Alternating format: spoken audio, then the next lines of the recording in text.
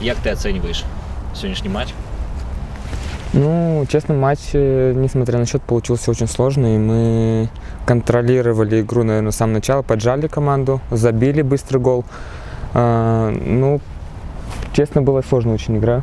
Все, наверное, видели, нас со втором поджали в начале, потом в конце первого тайма тоже поджали нас очень сильно. И все-таки мы выдержали этот натиск и добили соперника. Но игра была, честно, очень непростая. Як эмоции после гола? Все. Ну, конечно, приятно. Я хотел давно уже забить.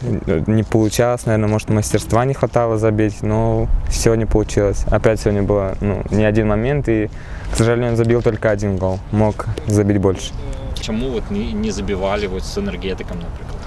Ну, вот мне кажется, что мастерства у нас иногда не хватает. Вот, наверное, хладнокровности в завершении моментов. То есть у нас моментов, наверное, много, но чего-то не хватает. Например, сегодня мы забили быстрый гол, и соперник раскрылся, и у нас появились зоны.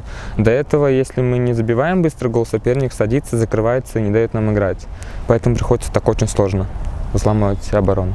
А сегодня все отрывалось? Сегодня, если после 1-0 выиграем, сопернику надо отыгрываться, у нас большие зоны, мы на контратаках ловили спокойно и забили еще 3 мяча.